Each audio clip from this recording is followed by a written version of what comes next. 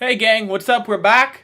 Gonna wrap things up. An abbreviated episode. I apologize, like you said, tech issues. We're gonna wrap it up with an interview with Gene Principe from Sportsnet West, another longtime friend and guest of Avry Sports Show. Let's call him right now on our line. Here we go. And hey, calling out his working. So that's good to see here tonight on Avry Sports Show. That is fantastic stuff. We wait for the. Oh. Hello? Hello, Mr. Gene Principe. How you doing tonight, sir? Good, how are you?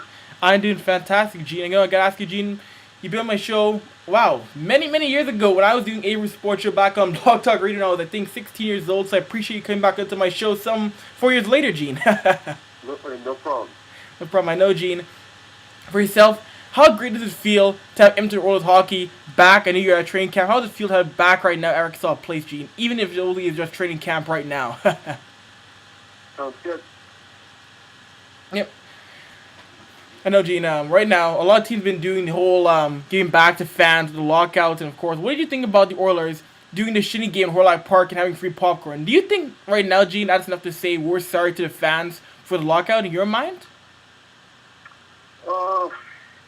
Well, when you put it like that, no. An outdoor game and free popcorn and free pop and free parking probably, isn't enough. I'm not sure you can do enough for the fans in any market, to make up for the lockout.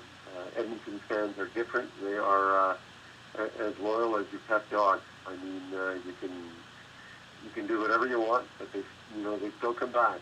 And that can be looked upon as a negative, but I look upon it as, a positive. I don't think that fans are taken for granted in this market.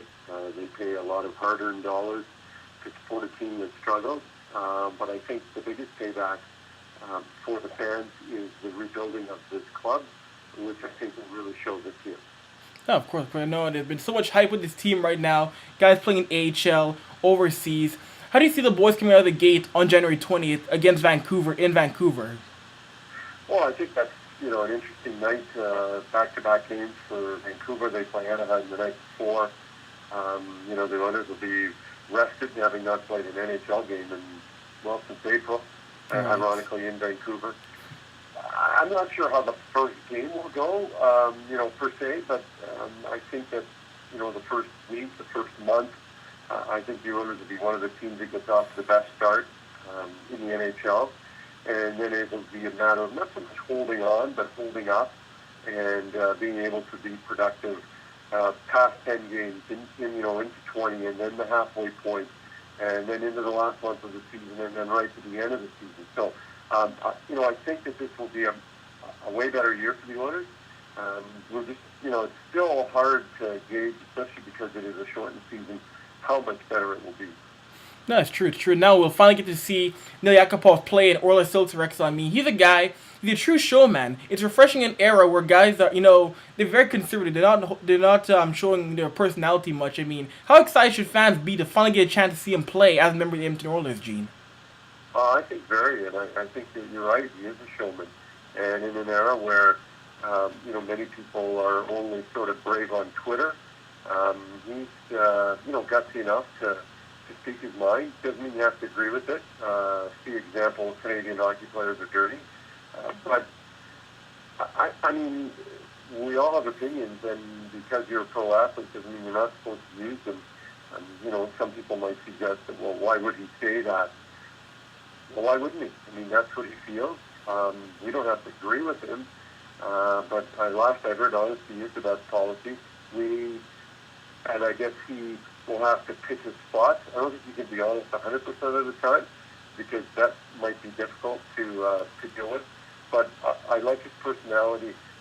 I think we shouldn't forget that, 2 years ago, basically, or 3 years ago, this kid was in the deepest, darkest parts of Russia, not knowing, basically a word of English, and he came over to Sarnia and has kind of continued his North American odyssey, and I think he deserves a lot of respect for that. No, he most definitely does, Jamie. And watching Yakupov play so well, just carrying Russia to a bronze medal, and seeing him play against Ryan Nugent-Hopkins, I mean, do you see these guys playing much in line together at all this year, Gene? Do you think that'll be possible for both these guys to play together very well? I think it can happen, Gene. Well, yeah, I think so. I think what you'll see, my guess is this, that, I think it'll be more of a changing of wingers than centermen. So, Hall and Yakupov could change spots. Avry and Hemsky could change spots.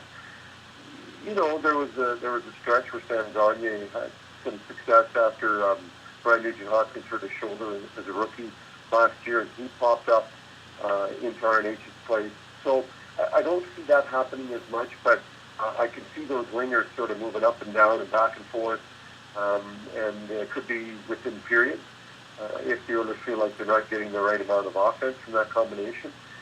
But I hope that they stick together for a fair amount of time. The kids had great success in Oklahoma City, and I think everyone's excited to have a passer like Densky with a shooter like Yakupov and a guy who's kind of in between both those guys in Gagner. So the top six sets up to be very exciting and very offensive.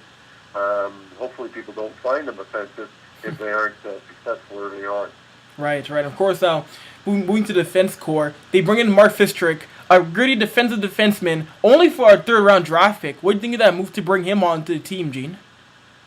Well, I think that's very good. I mean, theoretically, you've given up nothing potentially, and really of a third-round pick. No disrespect to third-round picks because I was never drafted and never would be, but I think once you get to that point, if you have a player who gets to the NHL and is, mildly successful to moderately successful, that would have to be considered, a plus. I'm not saying that third-round picks don't end up being potentially great hockey players, but I think if you're in sort of, you're zoning it to say, okay, from a third rounder, what would we expect? I mean, Mark Fistrick is that guy. He's already made the NHL. He's had some success with the style of play that he has, and you don't have to groom him. You don't have to send him to the minors. He's not old at 26.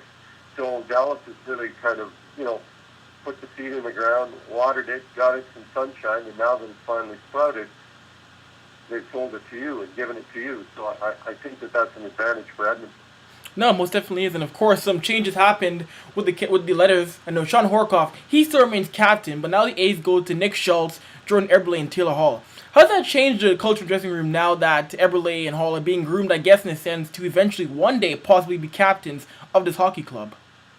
Well, I think it's a big sign. I mean, in many ways, you give the A's two kids, you take them away from two vets who are basically, in that 30-year-old range in Hemsky and Whitney. And you also bring in a guy who's even older than that, who has had, other than, just a short stint in Edmonton, had a long stay in Minnesota and is, pushing, not quite yet, but by the time the season's over, if he stays healthy, 800 NHL games, sort of a calming influence in Nick Schultz. So it's a great combination. It shows that they're not ready to quite hand everything over to the kids, but that kids are on their way, and that at some point in the next couple of years or so, you're looking at your future captain, whether it's Taylor Hall or Jordan Eberle. That's true, and of course I wanted to ask you, I've been asking people about this, I know you know about the Adrian Dater Sports Illustrated article, and his preseason power poll ranking where he has Pittsburgh and the Rangers, and then the Oilers in third. What do you think of those? Because to me, I don't think it's that bad to have Edmonton in third. It's not that outrageous. What do you think of that, Gene? Well, I think he's closer to being rated in third than if he had them in third from the bottom. So, third overall, that'll be difficult. I'm not sure the Oilers are ready to catapult some teams, not only those two who happen to be in the East, but some in the West. But I can see Edmonton being a top 8, and I mean overall, top 10. So, I like the fact that his expectations are high, and so should the Oilers feel that way, and so should their fans. I mean, enough with rebuilding. It's sometimes, you got to actually move into the house. You can't just keep renovating it. You got to get in there at some point. I think that's where the Oilers are now. They're just moving into the new house, and they want to see how it works. And I think for all the fans, whether all this time and this patience and this, game of putting pieces of the puzzle in place, whether it's all about ready to pay off. Exactly, Gene. No. Last question for you, Gene. That first game on Sunday against Vancouver, how many fresh puns will you break out for that first game of the year? I don't know. I guess I should have a lot, considering I've had a lot of time to think. I don't know. It's funny. Now in Twitter, you get so much immediate reaction, both good and bad. But I'm feeling the pressure of having to come up with something. I will say that getting a nail in the lineup certainly helps. I'll have my fair share.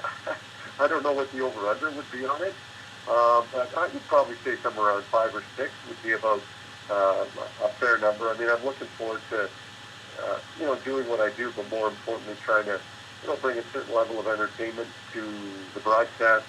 And I think it's getting to the point more and more where you don't need me to entertain you. The team will do that themselves. So I can easily step aside. I'm certainly not the show they are. And after some years of struggling, I think people will be happy with what they see from Louis and Kevin, DeBrusque, and Quinn, and to some extent myself, and certainly the club. Fantastic, Gene. Good stuff. Thanks for coming back on my show again. I'm sure I'll see Rexall sometimes very soon, Mr. Principe. No problem. Don't make it 4 years until I'm on again. I won't, Gene. I won't. Okay, buddy. All right. Talk to you soon. Okay, see you, Avery. Bye.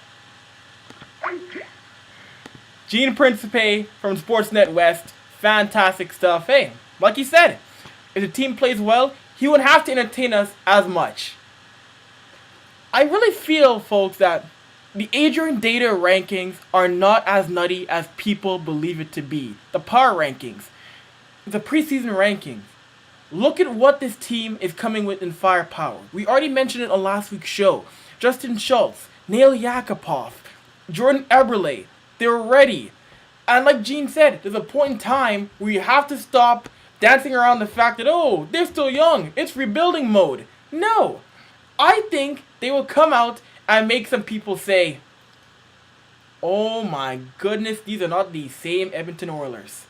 It'll be interesting to see, and I cannot wait to see what happens. And it starts this Sunday in Vancouver at Rogers Arena. I'll be watching, and I know many out west and across the country will be too.